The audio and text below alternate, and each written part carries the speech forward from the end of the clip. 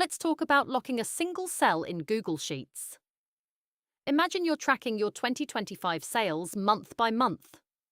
As each month closes, you don't want anyone going back and changing those finalized numbers. But you also don't want to lock the entire sheet. You just want to protect one specific cell. Here's how to do that. First, click on the cell you want to protect. For example, your January total. Now go down to the Sheet tab at the bottom. Click the little drop-down arrow. Choose Protect Sheet. On the right-hand side, a panel will open. Important. By default, it protects the whole sheet. We don't want that. Switch it from Sheet to Range. You'll notice the cell you selected is already filled in as the protected range.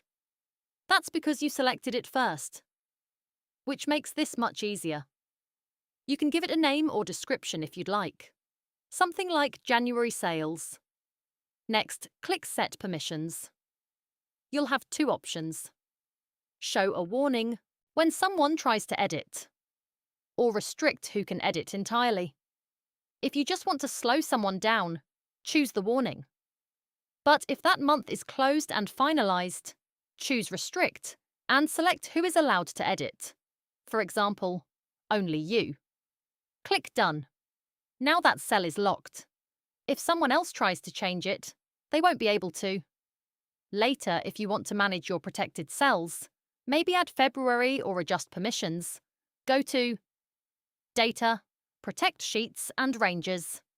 You'll see every protected range listed there. You can edit them, delete them, or add new ones anytime. That's how you lock specific sales numbers, without locking your entire spreadsheet. If you want to build more controlled professional Google Sheet systems, I'm Hannah from Sheet Leveler, and I'll help you level up your spreadsheets.